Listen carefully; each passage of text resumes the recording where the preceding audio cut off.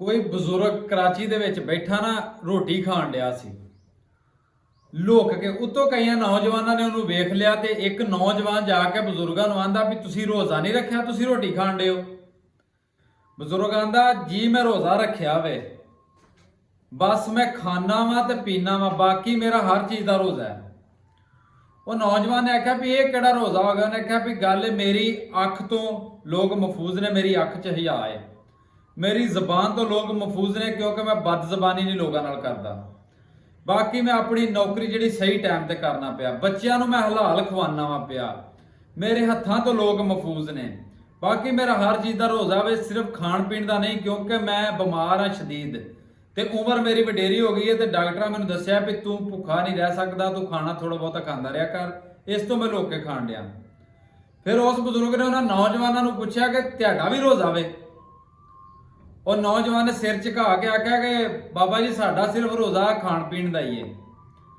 ਗੱਲ ਇਹ ਰੋਜ਼ੇ ਦਾ ਨਾਂ ਸਿਰਫ ਭੁੱਖਾ ਰਹਿਣਾ ਨਾਂ ਨਹੀਂ, ਰੋਜ਼ੇ ਦਾ ਨਾਂ ਤੇ ਬਹੁਤ ਜ਼ਿਆਦਾ ਚੀਜ਼ਾਂ ਨੇ ਵੀ ਤੇ ਅਸੀਂ ਬੱਚਿਆਂ ਨੂੰ ਹਲਾਲ ਖਵਾਓ, ਆਪਣੀ ਅੱਖ ਤੋਂ ਮਹਿਫੂਜ਼ ਰੱਖੋ, ਜ਼ਬਾਨ ਤੋਂ, ਹੱਥ ਪੈਰ ਤੋਂ, ਤੁਹਾਡੇ ਤੋਂ ਲੋਕ ਕਿਸੇ ਵੀ ਸ਼ਰ ਤੋਂ ਮਹਿਫੂਜ਼ ਰਹਿਣ। ਪਰ ਅੱਜ ਕੱਲ੍ਹ ਸਾਡੇ ਕੁਝ ਨੌਜਵਾਨ ਕੁਝ ਇਸੇ ਤਰ੍ਹਾਂ ਦੇ ਨੇ ਵੀ ਬਾਕੀ ਸਾਰਾ ਦਿਨ ਬੱਚਿਆਂ ਵਾਸਤੇ ਹਰਾਮ ਰੋਜ਼ਿਆਂ 'ਚ ਕਮਾ ਕੇ ਕੱਢਦੇ ਨੇ ਘਰ। ਜਿਹੜੀਆਂ 100 ਰੁਪਏ ਵਾਲੀ ਚੀਜ਼ 200 'ਚ ਵੇਚ ਕੇ ਬੱਚਿਆਂ ਵਾਸਤੇ ਕੱਢਦੇ ਨੇ, ਹੁਣ ਜਾਂਦੇ ਨੇ ਜੀ ਰੋਜ਼ਾ ਰੱਖਿਆ 5 ਵਕਤ ਮਸਜਿਦ 'ਚ ਜਾ ਰਹੇ ਨੇ। ਸਿਰਫ ਮੇਰੀ ਨਜ਼ਰ ਦੇ ਮੁਤਾਬਕ, ਬਾਕੀ ਤੇ ਉਹ ਅੱਲਾਹ ਪਾਕ ਦੀ ਜ਼ਾਤ ਹੀ, ਉਹਨੇ ਪਤਾ ਨਹੀਂ ਕੀ ਫੈਸਲੇ ਤੁਹਾਡੇ ਵਾਸਤੇ ਕਰਨੇ ਨੇ।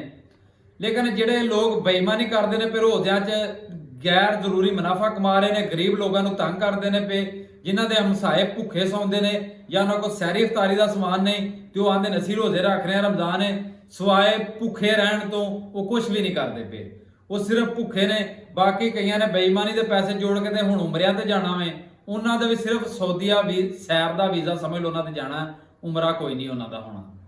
ਗੱਲ ਇਹ ਕੋਸ਼ਿਸ਼ ਕਰਿਆ ਕਰੋ ਵੀ ਤੁਹਾਡੀ ਹਰ ਚੀਜ਼ ਤੋਂ ਲੋਕ ਮਹਿਫੂਜ਼ ਰਹਿਣ, ਗਰੀਬ ਲੋਕਾਂ ਦੀ ਮਦਦ ਕਰਿਆ ਕਰੋ ਤੇ ਤੁਹਾਡੇ ਵੀ ਰੋਜ਼ੇ ਇਨਸ਼ਾਅੱਲਾ ਕਬੂਲ ਹੋਣ ਦੇ। ਰੋਜ਼ੇ ਦਾ ਨਾਂ ਸਿਰਫ ਇਨਸਾਨੀਅਤ ਹੈ, ਇਨਸਾਨੀਅਤ ਤੇ ਅਮਲ ਕਰਿਆ ਕਰੋ, ਇਨਸਾਨਾਂ ਦੀ ਕਦਰ ਕਰਿਆ ਕਰੋ। ਬਾਕੀ ਮੇਰੀ ਦੁਆ ਹੈ ਅੱਲਾਹ ਪਾਕ ਸਭ ਨੂੰ ਨੇਕ ਹਦਾਇਤ ਦੇਵੇ, ਮੇਰੇ ਸਮੇਤ। ਹੱਸਦੇ ਰਹੋ ਤੇ ਵਸਦੇ ਰਹੋ।